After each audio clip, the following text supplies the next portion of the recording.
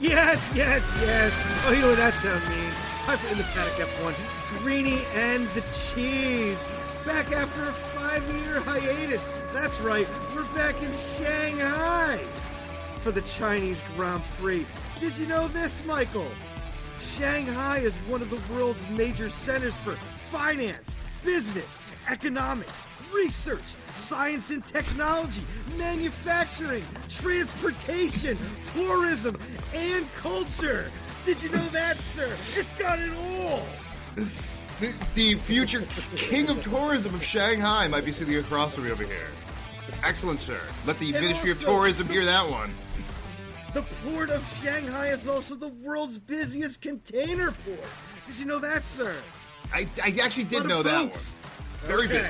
Very busy in Shanghai. Very busy in Shanghai. And while you're there, maybe you want to check out New Garden, built in 1517. Has buildings there from the Ming Dynasty. That's a long time ago, sir. And maybe you want to take a little walk down the waterfront promenade, the Bund, as it runs along the Huangpu River. The Pearl Tower you might want to visit to get views of Shanghai. And hey, while you're there, you might as well go to Shanghai Disneyland. Check that out, of course. But this ain't no travel show. This is an F1 show. We're racing the Shanghai International Circuit.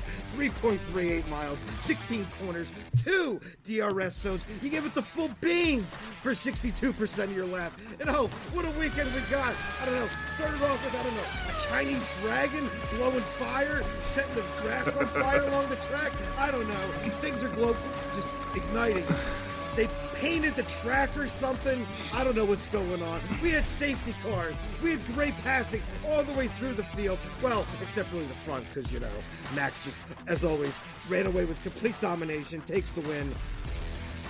Lando takes second with a great drive for McLaren.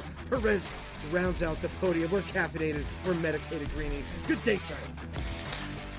What an introduction to what a week, man.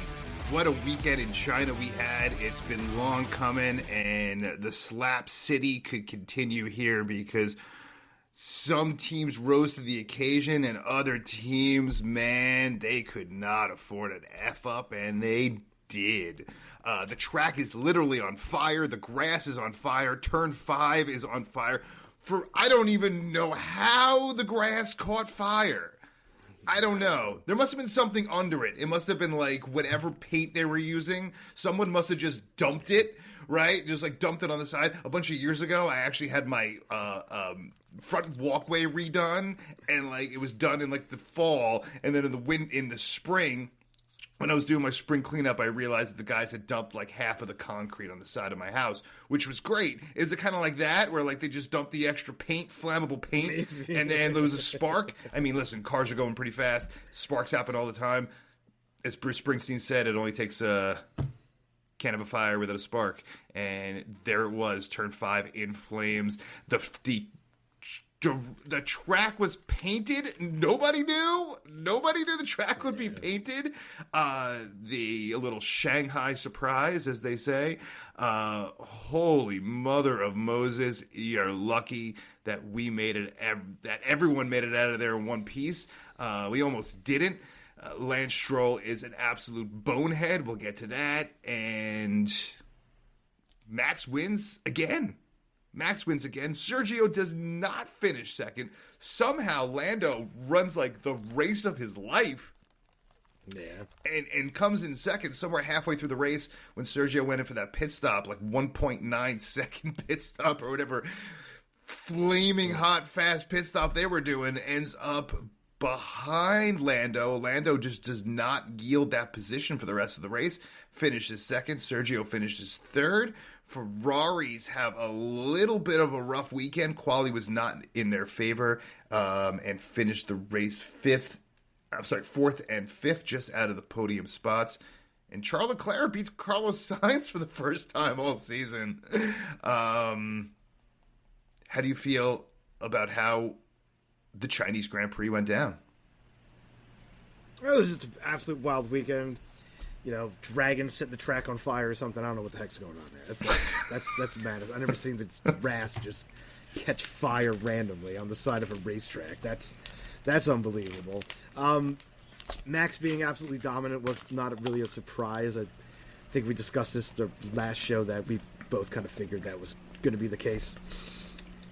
The Red Bulls would be strong in China. Perez struggling was a bit of a surprise, especially on that final stint there, not be able to close in on Lando. That was a major surprise. Maybe that paint helped the McLarens out. I mean, Lando said it in his post-race as well. Maybe, whatever they did to the tarmac, helped them out more than it helped out, other teams. Maybe it helped their tire deg. I don't know. But it also seemed that Lando was on it, committed this weekend, which some weekends he just doesn't seem to have that full commitment going on. I don't know if you agree with that. Some weekends it just seems he takes a little bit off. I mean, the mistake, he's going for it in the sprint race, so you can't say anything about that. I mean, you're going for it, and Lewis made a solid move there on him to, force him off a bit, but he also lost it himself trying to go around the outside there. But it was a really, solid, big weekend for Norris. Maybe this is a, stepping stone for him with that kind of committed performance that he had, pretty much the whole weekend. Merck is a disaster. I mean, split setups, looked like they gave George Russell the more easier, let's just try and keep the car and let's give Lewis the more of the riskier setup to see if we can maybe learn something, and it backfired a bit. Well, it absolutely backfired for him for a bit. Couldn't get out of Q1. Yeah, absolutely. Couldn't get out of Q1. After dominating the sprint race. Yeah.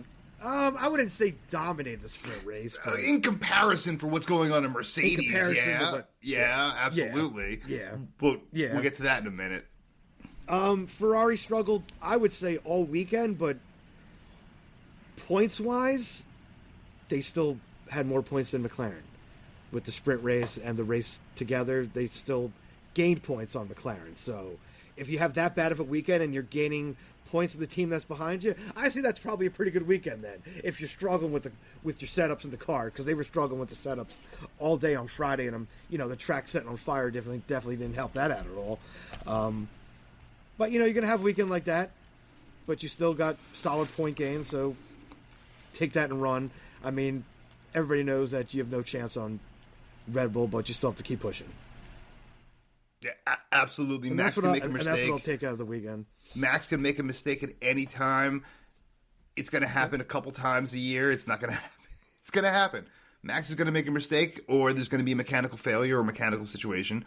Obviously, we saw in the sprint race how I think he loved sitting back and forth and in fourth position and just watching the race unfold for the first 7-8 laps. And then just be like, okay, I'm going to be in first now. And just passes everyone and just ends up in first. I think he really enjoyed that. I think he missed that. And I think everyone was saying, why didn't Max just take first, 3 laps in, 4 laps in? I think he enjoyed sitting back. And I think he knew the entire time he could just take P1 whenever he felt like it. And he put himself in a position to pass. That was a fun sprint race, to be honest. There was a lot of competition there in the middle of the or fourth, fifth, sixth. Obviously, it's a short race, but you could see drivers were not giving it 110% in the sprint race as they would in the regular race. We got another sprint race coming up, which, as I've said before, I dislike completely. I think it takes away from the race, and you're selling out. There's no reason to do it, but that's a whole other story for a whole other day. Max looked good, obviously, all weekend. Sergio, disappointing. Disappointing not coming in first, second. That was the first time all season that we have not had 1-2 on the same team here, as it was Red Bull the first 3 times, Ferrari in Australia, and obviously Japan. And then now we have the first split team 1-2 with McLaren and Red Bull. So definitely a change of pace. Sergio, definitely, I don't know what happened there. listen, it's really hard to get data as well with the track that you don't even know the substrate on the track going in. So the data points have to be frustrating for those who are collecting data on the shop side of things when you have a surface that you're not even sure why. The tire deg for Sergio's car was obviously way higher. And Fernando was complaining about it, the tire deg too, as he ended up, really should have been top 5, ended up 7th, probably because of that, and almost crashed at the end of the race as well. That was because Aston Martin's just bonehead strategy there. I don't know what they were doing, throwing the softs on there middle of the race like that. I mean, he was the only car on softs. That was kind of ludicrous. Yeah. I mean, that also affected Ferrari's race too with these safety cars. I mean, Leclerc was going for the one stop and forcing other teams to kind of do that, but then safety car comes and everybody's back on the same schedule again. So, that affected the race as well. But it's the Max Verstappen show. That's just it. It's what it is. I mean, he's just out in front and he's just gone. I mean, he got in front of the sprint race and then 5 laps later he's 8 seconds up the road already. Gone. I could not believe he won the sprint race by so much. I really couldn't. He absolutely, when he got in front, he dominated, and he was toying with the field. He could have went ahead at any time. When he just decided to take first around, I think it was lap 9 in the sprint race, he just took it, and I think they really didn't care. I don't think Red Bull cared where their starting position was in the wacky and wet situation you had for that qualifying. It was just weird. The whole weekend was weird. Yeah, it happens when you start the weekend off in FP1 and the grass catches fire along the side of the track. Not once, twice, in 2 different spots. It's a bad omen. I'm telling you, someone just shoveled the crap in the lawn, and then there was a spark, and it went up. That's the only thing that makes sense. A spontaneous combustion multiple times in multiple places does not make very much sense to me. I don't know. Other than an invisible Chinese dragon, I got nothing for you. Got nothing. But the 2 things I learned today is obviously Max Verstappen is head and shoulders above every single other driver on the track, in the best car on the track, and Ferrari's clearly the second best team. And I know Lando pulled off, I don't want to say a miracle, but a heck of a race this weekend, and a heck of a weekend, and you're going to see a lot of Ferrari on pole this year. A lot of Ferrari on pole, on podium this year. A lot. For sure. Because they're clearly the second best team. I think Mercedes, they need some whatever upgrades they're bringing or brought. They need a lot of things. They need a lot. And Aston Martin could be competitive, I think, with McLaren if they didn't have a bonehead as the second driver. And it shows now when you have a second driver that's weak.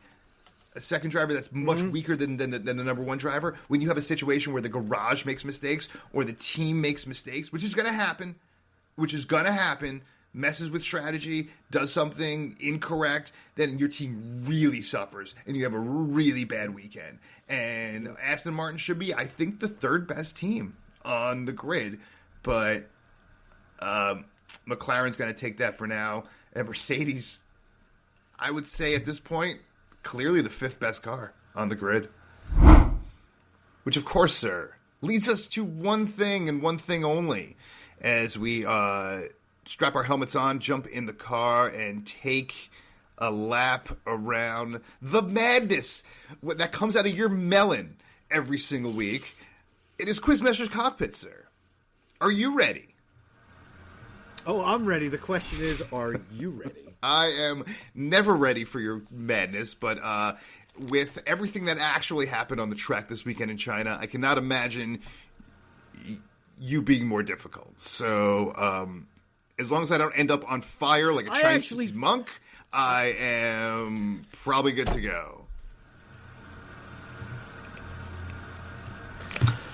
I actually think they're pretty easy this week, to be honest. So, all right. But we'll see. But, every time I say that, you completely bomb out. So. Whenever you say they're tough, I get a couple right. Whenever you say they're easy, I bomb. So here we go. So who the hell knows what's coming in sir. your melon? Go. Question 1, sir. It's been 5 years since last time we raced in China. But the last time we raced in China, what number race in F1 history was it? Oh, crumbs. Yeah, I remember that too now. Oh, crumbs, you says. Crumb cakes. Was it race 500? 1,000. 1,000. I'm trying to do numbers in my head here. How many races? It's 1,000 Grand Prix. So Something we're like off to a that. flying start as per the usual. Remember that. It's been over 1,000 races. How about that? Yep. I guess 75 Last time we years. were there, it was 1,000. All right, question 2. When was the first Chinese Grand Prix in F1? 04. Are you 2004. That sounded like you were. 2004. I'm going to stick with it. That is correct. All right. I got that one. I was second guessing. I was like, oh no, it's 02, isn't it? Knew it was one of those. No, years. you just sounded like you weren't very confident. I wanted to see if you're locking the answer in. It was one of those things where you think you know the answer and you're confident, and then obviously on this show I can never be too confident. So yeah, 04 it is. That is correct, sir. Final question. Who won the first Chinese Grand Prix? Oof. I think it was Rubens Barrichello. That is correct, sir. Wow. 2 out of 3. You should have had the first. I should have had the first one. But to win in this game, you got to go 3 for 3. So that makes you a Should have had loser. the first one. So I'll take us right to losers here. And my first loser, I'm going to give it to Valtteri Bottas. Actually had a pretty good weekend going. And then the engine just gives out on him. So, bad luck That's for him. rough. But That's more of like a Sauber, I mean, but that's just rough. I mean, it's you're in there looking possibly in the fight for points, and you get a big fat Kevin in. Hey, listen, he was more than possibly. He was looking good all weekend in that car. So it was actually disappointing. To see him just die out like that. What was even worse? I'll continue with the loser thing. Is that again the reaction time from the track to get out there? I mean, he was out of his car walking, and the cars were. So they got to get out there a little bit quicker and recognize that you have one job, and that is to make sure the drivers are safe when a car dies, and those yellow flags go up a lot quicker, and nobody gets hit by a car. F1 should have threw the virtual safety car earlier. You have a driver next to his car standing on the track into a corner. So if somebody else locks up or something. Absolutely. That's a pretty serious situation he got. Just wanted to throw that in there. I didn't mean to railroad you there, but no, but that's a fair point. I mean, you could say Formula One will put them in the losers column. I like to put Formula One in the losers column every week. So yeah, continue. And Visa RB, not their fault at all, and both their cars are knocked out of the race. They definitely had points potential with Danny Ricciardo for sure. What a shit week for him to oh man. Yeah. For anyone who needed a little luck. Gets the brand and look good. Get the brand new chassis, looks really good, competitive, and then boom, that happens. Oh Danny boy. Oh Danny boy. And to even top it off, to add on to somebody who, if he didn't have bad luck, he wouldn't have any luck at all. He goes into the next Grand Prix in Miami for the sprint race, because it's a sprint weekend again in Miami, so back-to-back, he gets a 3-place grid penalty for safety car infringement as well. How about that? Stick that in your craw. So when things just get, he's like a snowball rolling down the hill, and then he's grabbing anything bad on the way down. It's been a long time since the Honey Badger, man. It's been a long time since that man's been the Honey Badger. It is when you go down quick. I would never say that it would be a mistake that he came back into Formula One, but it is looking like his time is probably not going to be, between not driving great and then having bad luck on top of it. I'm sure they'll give him some more races before they go back to Liam Lawson or something like that. But his time is running short, and we always complained about the young guys, right? In the or the older guys in, and we always talk about having younger guys in. But I'm assuming you're done with your losers here. Yeah, those are my losers. Those are your losers, because we talk about now the ageless wonder. Who usually makes it on the other side of things, on the winners list. But Fernando Alonso, man, rough, starting second row, ending seventh, having, I don't know what that he must have saw the dragon ghost or something when he was coming around towards the end there, and almost crashes out. As they say, he dipped the tire into the gravel like Carlos Sainz did. Like Carlos did, except he didn't spin out. At least he could control the vehicle and was able to finish the race. But that was pretty close. Fernando also had terrible tire drag all race long. The car just reacted very differently than they thought to whatever painted track they had. Which I don't even know what to compare that to. I guess like sometimes I can't even. I have nothing. I've never heard of.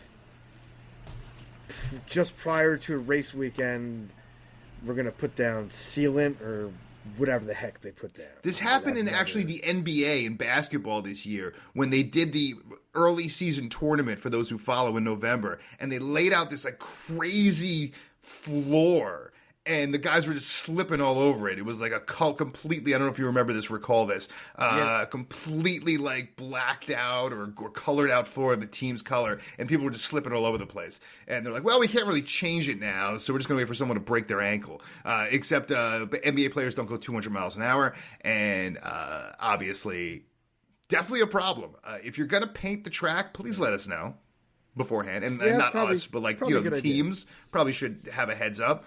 I would be upset if my parking lot was paved or painted at work and nobody gave me a heads up. And I don't drive 200 miles in my parking lot. You might at work, but I don't. So when you get out of there, when the old bell rings at 5 p.m. and you peel out of there. But anyway, hey man, when that whistle blows, I'm like Fred Flintstone, man. Yabba dabba do. But I digress. Do I have any other losers here? I mean, we pretty much covered it. How about Logan Sargent telling the press after the race that he thinks he had a pretty good weekend, both after qualifying when he came in 20th, and then he finished the race dead last, but he was very, very proud of himself. So, if you're proud of yourself for that, losing once again to your teammate Alex Albon, who didn't have a terrible day, finishing 12th. You're still 5 positions behind him, and you barely made it through, once again, pre-race, practice, everything else. Another mess of a weekend. Hey, he finished the race this weekend. So did finish the race. Kudos. He did finish it. Kudos. He did not wreck the tub. So, those are my losers, sir. I'm sure you have some winners. That'll take us to the winners. I'm going to give Lewis Hamilton a winner. 18th and 9th, and that rubbish Mercedes. I mean, that's pretty good. I mean, it's not like the old days when, he started at the back and ripped his way through, and the Mercedes when it was good. I mean, this thing is junk. So, from 18th to 9th, that's a really solid drive. Oscar Piastri. what do you have, a 8th place finish with a damaged car, thanks to the incident with Lance Stroll hitting Danny Ricciardo, and then Danny Ricciardo went into Oscar Piastri and, damaged his diffuser, which it's called the Jersey Parkway 3-car pileup, sir. That is what it was. That is what it was. But to then finish 8th with a damaged diffuser, which is your main part that gives you rear downforce, really, for a Formula One car. So that was an excellent drive for Oscar. I'll leave it there. I could go on, but I'll leave it there. You could go on. I can go on as well. Listen, we mentioned before Lando Norris racing like in the zone. In the zone, we'd love to see a lot more of that. We'd love to see a lot more. Yeah. If you have Lando Norris driving to his capacity, and if you have Fernando Alonso in a great situation, and the Ferraris, that makes for a great top 5. That makes for a great top 5 and a great competition every single week. Put the pressure on Max. Max needs the pressure. He needs more than just the Ferraris. So, yeah, man, you need Lando Norris. We need Lando Norris in Formula One to do what he did this weekend, and keep it coming, man. Keep it coming. I think he had a little bit of fire. Piastri's looking better and better and better every single week, or every single time out. And I think Lando's actually feeling the pressure from Oscar success, and he should, because I think you look at 1 year ago to today, McLaren looked like junk, and where they've come in the last 12 months has been unbelievable, and a lot of it's been because of Oscar Piastri. So now Lando has to do his part, step it up, and be competitive every single week. I mean, can we give Nico a point? The impenetrable top 10, as we mentioned earlier. And, Nico Hülkenberg takes one and takes one off of our, fantastic, other Aston Martin drivers. The Haas is actually a really good car. Yeah, and way better than anybody thought it would be. Listen, watching Lance Stroll and K-Mag fighting in the back of the field there, that was fun. That was a lot more fun than last place should be. But Haas definitely looked good all weekend. All weekend looked good for a bottom 5 team, for sure. Definitely looked like the 6th best team on the track. And you didn't give it, but the Ferraris. The Ferraris took a not a great situation in qualifying, and both picked up 2 positions, starting 6th and 7th and finishing 4th and 5th. You got to give it up to them. You're not gonna be on the podium every single weekend, which they have been a Ferrari on podium. But finishing 4th, 5th is definitely, with everything that happened this weekend, with the track, with Carlos spinning out and qualifying, with just everything going on this weekend, you got to give it up for Ferrari sticking in there. As you mentioned, they had the second most points outside of Red Bull once again, and they were definitely clearly the number 2 car on track. If it wasn't for Lando having a lights out fantastic day, Charles Leclerc would have been on the podium. So you got to give it up to them, because especially Carlos Sainz, he definitely, with everything that went on, they could have taken a step back and this weekend and just let. But they fought. They fought Fernando Alonso all race. They were fighting all race. And Sergio, even though he wasn't so great, he definitely was fighting there all race. And so you got to give it up to Ferrari. And those are my winners, sir. Which, of course, only leads us. I need to slap my goddamn for that. To one thing. And yeah, I know people have been complaining that we talk about him every single week extremely negatively, and that he doesn't belong in Formula One. But Lance Stroll, as I just mentioned, and thank you, sir, for sending the slap over this way. All right, these are karate chop in the face. That's what he's getting this week, because absolutely, guys like him on the Jersey Parkway make me an hour late to work. All right. You have to have more situational awareness. You have to have better reaction time. You are one of the best drivers in the world. You have to have better reaction time than to crash. We all drive like this. Anyone who's driven anywhere in the U.S., anywhere on I-95 or anywhere, every single day I can crash into the guy in front of me who's slamming on his brakes, but I don't. I've never rear-ended anyone, and I deal with this every single day. You have to be more aware. I do not want Lance Stroll driving behind me in Formula One, and I don't want him driving behind me on the parkway on my way to work, because I will be getting rear-ended, and he better have some damn good insurance. Hope man that has Geico or something, because how are you not paying attention there? He ruined Danny's weekend, maybe Danny's career, and completely screwed up Oscar Piastri's car and the opportunity for me to make some cash this weekend as well. But that's a whole other story we'll get to in a moment. But damn, man, just come on, get him out of here.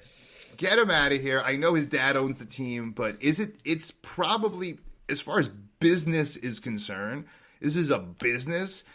Are you putting the best product on the track with Lance Stroll as your number 2 driver at Aston Martin? That's the only question I'll ask. Anyone who's out there that consistently second guesses Lance Stroll continuing to stay as that driver because of his father, because of whatever, is that the best product that Aston Martin can put out on the track, is having Lance Stroll as the number 2 driver?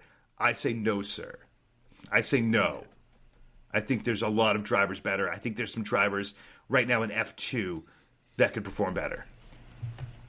Slap your damn self. Karate chop. Karate chop!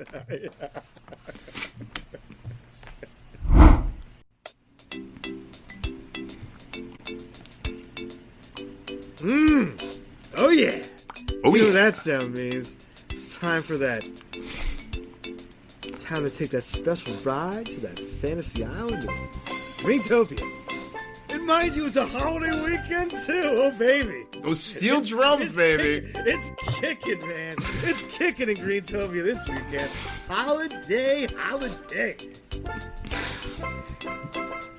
Oh, man, I'm so lost because of the holiday. But as you know,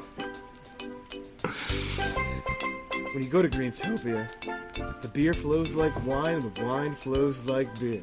And that cannabis on the holiday weekend smells a little extra sweeter this weekend. Look at it out there. Green and luscious. Take a little whip. That air smells fantastic. Take a little walk to the top of the hill, that casino in the sky. Are we cashing in or are we? Check it out. Your intro outlasted the musical intro for the first time ever, I do believe. Well, it's a holiday weekend. So it is a holiday weekend. We have not done a show on a holiday weekend before, so. It is. There you go. It's been a while. Also, at the same time, the parade, the Greentopia parade, was absolutely fantastic for any of you who missed Absolutely. it. Absolute. What a show. Best show we've seen in years at the parade. And, of course, you and I blew it. Both of us blew it. You had faith in the Ferraris. I had faith in the McLarens. And I was given the hometown guy. I put Joe for points plus 400. Obviously, that didn't work out. I took the McLarens, both top 6. Yeah, that didn't work out, although Lando was unbelievable. I knew the McLarens were feeling it this weekend, but kind of blew it there with Oscar Piastri finishing 8th.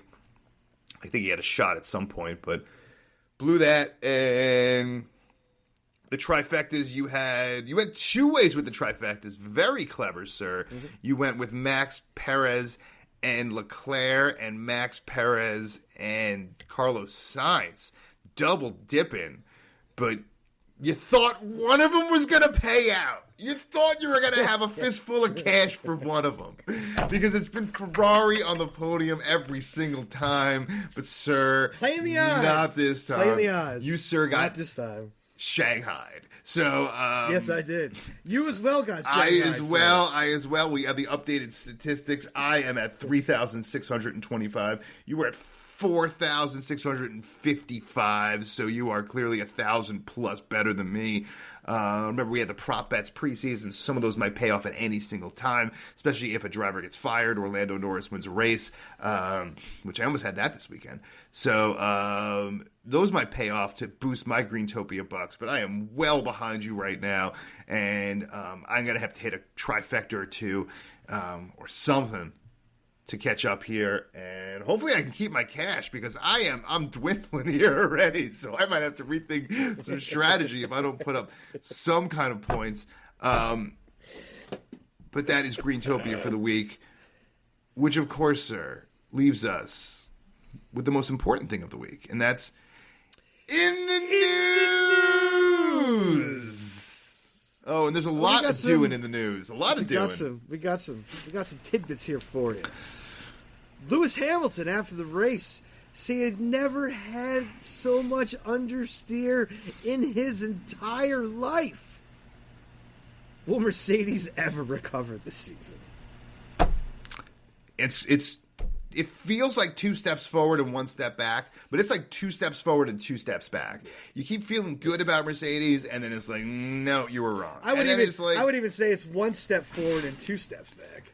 I don't think so yet. I think that Lance Stroll being so terrible has really saved a lot more criticism. If Lance Stroll drove like the Aston Martin could drive, there'd be a lot more criticism because you would have pretty much, in my logic, based on just sheer numbers of the car, they would be down 1 place each every single race, and you start adding up those numbers, and Mercedes is really behind.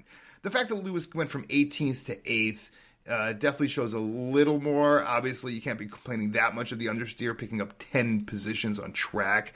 I think it's just another excuse, not for Lewis's sake.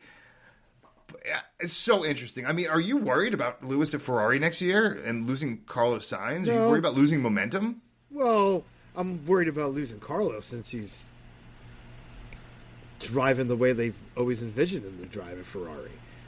It just took him till now to finally put it all together. But no, I think you just look at the pace of the Mercedes. I mean, that car didn't even have the pace as much to even pass.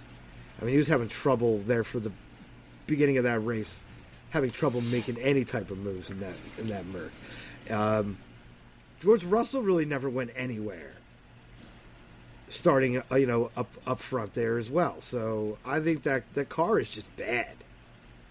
They have so many issues with the car. That's why they went for 2 different setup styles, just to try and learn whatever they could and crawl over all that data for having 2 different setups for the sprint race and 2 different setups for the regular race.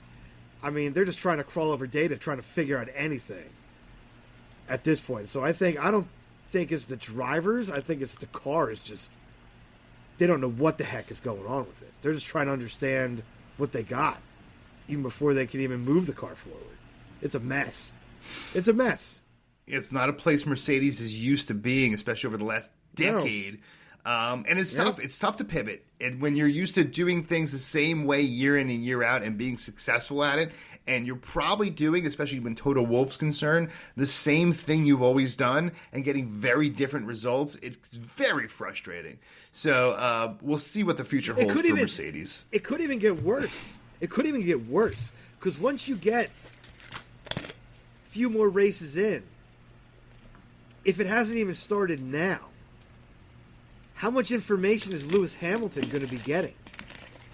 Because they're, working on developing for the car for next year as well. And Lewis is not going to be in those meetings, so he's not on the team anymore. So they're going to lose 7-time, world champions insight into progressing the car, which is definitely going to affect them as well. People don't usually think about that aspect. But Lewis is going to give you a lot probably better information than George Russell is going to give you at this point. Yeah, I think where George Russell's still early in his career.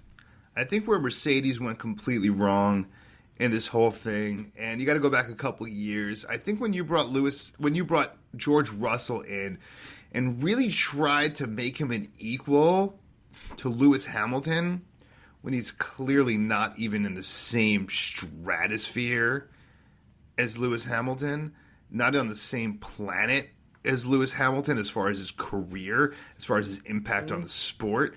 You know, in 50 years, people are going to remember Lewis Hamilton. Not many people are going to remember George Russell. I'm going to be honest with you. He's going to be a footnote in history, and Lewis Hamilton's going to be on the front cover of that book. So to put... And Lewis was pretty damn humble through that process, too. But to put George Russell in a position where, like, oh, look, you're just as good as Lewis Hamilton. Silver arrows. Like, let's go. I think that's what started this whole process, and this is where you're at to not respect the legend of Lewis Hamilton. Because there's no way he'd be going to Ferrari late in his career like this. No way leaving Mercedes hanging like this. He felt disrespected. He held it in for years, and now they're in that position. But once again, George Russell did finish. Lewis knows in front of Lewis. I mean, he left McLaren to go to Mercedes, and everybody thought he was insane. Well, how'd that turn out? How'd that turn out? That was a long time ago and a much different Lewis ago. But still, people thought he was insane to leave McLaren, because McLaren was near the top of Formula One at that period of time, and he left there. McLaren went the other way, and Mercedes went to the top. Might have to say the guy might know something, and he, goes from Mercedes to Ferrari for next season. Ferrari's looking like they're on the up and up, and Mercedes is going back down the other way. So maybe Lewis Hamilton knows. Maybe he knows. He's behind the scenes. He sees what's going on behind the scenes. Yeah. So maybe there's something he saw that he said, I got to get the hell out of here, because we're going the wrong direction. Right on. What else you got? Max Verstappen won at another track that he hadn't won at. Only one remains on the calendar that he has not taken the top step. And that's Singapore. Will he get it this year? You got like a special trophy or something when you get like every track and you won at it? No. Has anyone ever done that before? Like won on every possible potential track? Schumi ever done that? I don't think Shumi's even done that. That's pretty damn impressive. I'd have to look back, but I think that's pretty damn impressive. Probably did. Or probably Lewis as well. I think he did won it as well at every track in a calendar season. Yeah, man, it's pretty damn impressive, especially for the modern age that, we're racing 24 tracks this year. He's won just about every single one of them. I don't see why he wouldn't win Singapore. Obviously, he hasn't before. Carlos won last year. Yeah, why not? Who's going to beat him? On paper, at least. Obviously, when we get to the track. Maybe if he doesn't win this year... Red Bull struggles at Singapore every year. If Max doesn't win this year, it's truly because Red Bull just truly struggles on that track, and just there's just not enough speed for them to be Red Bull, and there's other teams that are competitive. And listen, Ferrari is not. It's not. You see in the times, this week Max just blew away the field again, but it's still, even when Max blows the field away, it's still 20 seconds slower, than it was in previous seasons or last season. I mean, Max was legitimately, at least 2 seasons ago, Max was legitimately almost lapped the field a couple years ago. I mean, he almost lapped every single car on the track a couple years ago. And like 3 or 4 or something like that. I mean, that's insane. I mean, he would cross the finish line, 4 cars would finish, and the race would be over. I mean, there was nothing left. He lapped everyone. So, I mean, we truly haven't seen a driver lap the field like that, and he's not there anymore. You look at the end of the race, how many cars were lapped. It's not like it was the last couple of seasons. So, is Max bringing it back a little bit? Or are they saying, okay, Max, when you're in clean air and you're clearly number one, just slow it down just a little bit so you're not winning by 45 seconds? Maybe. Or maybe he truly is... a step slower while still being the best in the world. I think everybody else has progressed. Then Red Bull going slower. I would think other teams are catching up a little bit. I mean, they're all copying basically what's going on at Red Bull too. So Why wouldn't you? why Be not? fool not to. Yeah, you'd be 100%. Be fool not to. New story number 3. Marco came out and says that Red Bull can't match the offer that Audi has presented to Carlos Sainz. Are you buying what Marco's selling? I don't know what the offer was. Do we know what the offer was? There is no information. It was just said to be a very lucrative offer. I mean, it That's could be all like that is out there. it could be like 3 years, $200 million. Yeah, I would agree. You cannot match 3 years. Well, they could. They could. But I don't know if they're willing to. That's a lot of schkanol, man. That's a lot of money. But Carlos Sainz, I believe, is clearly the second best driver on the track at the moment. I think he's number 2. Max is number 1. And I would say Fernando Alonso at the moment is the third best driver this season that we've seen. You may disagree with me there, but That's fair. that's where I see it over the first couple races. Again, do we overreact sometimes 4 or 5 races in? Now, Carlos was, I think, also very good. Again, we just talked about winning Singapore last year, and then down the stretch last season. So it's not 4 or 5 races. It's really been a consistent 10 to 15 races. Carlos Sainz has really gotten it, I think, and picked it up a lot more and been one of the better drivers in Formula One. But we'll see if this is his peak for Carlos Sainz, or does he have some movement? Could he be the best driver in the world if you put him in the right scenario? And if you put him next to Max, is that going to be the number 2 driver Max wants?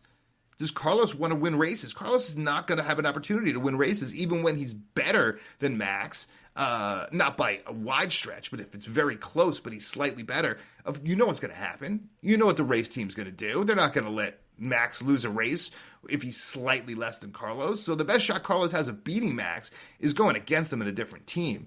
Is Mercedes the right answer for him based on now? Not at all. But we'll see what these offers are. But yeah, if it's 3 years, $200 million or $180 million, that's a lot of money. And that's what it could be. And I don't know. I've never seen $200 million before, so I don't know. That's a lot of money, man. That's probably what it is. I bet when it all comes out, it's probably 3 years, $180 million. That's a big matzo ball. Yeah. So. Yeah. I just think it's more they don't want to spend that much than that they can't. I think the can't match is a load of poppycock. Well, when you're talking about getting another driver, it might cost you $120 million for the same 3-year contract and $180 million. You're talking $60-70 million, which you could put back into development, which you could put in the different areas. I don't know what their Mass 400 looks like over at Red Bull. I'm not in those meetings with the accounting team, so I don't know what that looks like or what they could do or what they can get for $50 million less over a 3-year period and what that could do for them. I don't know. But obviously it's enough that they could suffer development issues by signing a driver that just costs too much, or having 2 drivers making a ton of money, or the compatibility of Max Verstappen and Carlos Sainz. All those factors. All right. And the final news story for you. F1 is meeting with the teams online this week to talk about a new possible point structure starting for 2025 when top 12 will get points instead of the top 10 is what's in the proposal. What's your thoughts on that? 2 words for you. Vegas, baby. That's what it's all about, man. Gambling is a huge part of this now. Gambling is a tremendous, tremendous part. And maybe not Vegas in particular, but you guys get the point. It's about the gambling and opening up another couple spots there is great. It's also about the midfield development and getting some more confidence on the board. As we see this year, we have literally a split, as we've seen many, many times, especially over the last decade. You got 5 teams that are here and then 5 teams that are below them, and it just ends up being, if one of the top 5 teams doesn't have an engine problem or a Lance Stroll problem or something like that, then the bottom 5 teams are never going to score points. You know? Mm-hmm. Actually, one of the best things right now is having Lance Stroll in Formula One, who can't score a damn point. So he ends up out of the top 10 where he belongs every time. And it allows a Haas or a Visa Cash App or... I can't believe I'm even saying that. Or, I don't know who else has scored points besides them. I think that's anyone else scored points this year? Williams hasn't scored. So. No, I don't think so. No. Stake through the heart hasn't scored anything there. Cash App scored. Listen, Alpine. Mm-hmm. Alpine sucks. Haven't even talked about them. They don't even get time on this show anymore. They don't even get time on this show. They're so bad we can't even fit them in losers because everyone everyone knows. So I'll throw it in there. I'll throw a posthumous Alpine loser in there for you. It's not a secret. Everybody knows. Everybody knows. Everybody knows. They're all going to laugh at you. All right, man. Anything else? Oh, man. That is all I have for you this week. Which means we're 2 weeks away from Miami. I'm sure we'll be putting on a show next week. Probably squeeze one in there. I'm sure there'll be some news. There'll be some news fit. Thank you, everyone, for your support. Really could not do this without you. Hit the charts again last week in Belgium, sir. So cruising those top 100 Apple charts would not be anywhere near there without you guys. Every single week we're just hitting different Apple charts and showing up, checking out the charts, and I see our faces looking back at us, and it's quite bizarre. But it's all because of everyone here. Thank you so much for supporting the YouTube. We're almost at 100 subscribers, believe it or not. Although, it's not hard to get 100, but it's hard for us, so back off, okay? So, and we just keep going up the charts there in the podcast world. So awesome, just awesome stuff. Could not do it without you guys. Off. And yeah, back off on that one. I don't know. I need to spend more time on YouTube. Maybe I got to pay money. You can pay money to get subs, but I don't do that. So maybe I'm the fool. Like we talked about all season, all the guys with 50,000 subs, but only have 800 views on their channel per episode. But that's your problem, not ours. We keep doing it because we do it for you guys. So that's why we're here. And we'll keep cranking them out. We'll see you guys next week and 2 weeks to Miami. Back in the USA. Maybe Logan Sargent can get his shit together and put out a potentially something. No. A sprint point? No. Nothing. No. Do it for the home crowd. Coming home. Back of the pack. Back of the pack. Yeah. If he even makes it on track. Miami's tough. Miami's a tough track. He is the reverse of the Metallica song "Back to the Front." Back to the back. Actually, there's no front. There's no front there. I said he is the reverse. Greeny the Cheese. Reverse, we'll see you next week. As always, sir. Don't reverse. Peace.